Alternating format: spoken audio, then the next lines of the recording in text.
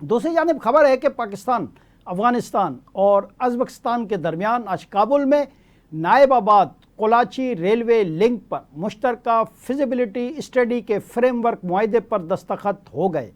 پاکستان کی طرف سے معاہدے پر دستخط نائب وزیر اعظم و وزیر خارجہ اسحاق ڈار نے کیے۔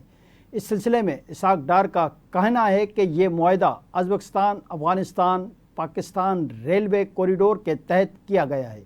یہ کوریڈور علاقائی روابط اور اقتصادی انضمام کو فروغ دے گا۔ یہ وسطی ایشیائی ممالک کو افغانستان کے ذریعے پاکستان بندرگاہوں سے جوڑے گا۔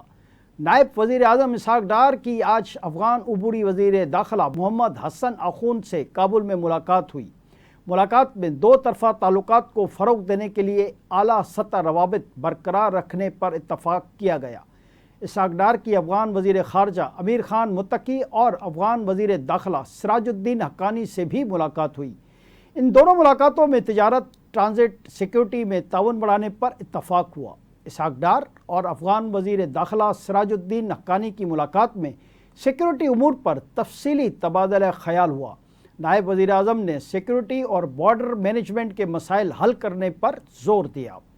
وزیر خارجہ نے اقتصادی تعاون اور علاقائی رابطے کے مواقع سے فائدہ اٹھانے کی ضرورت پر بھی زور دیا۔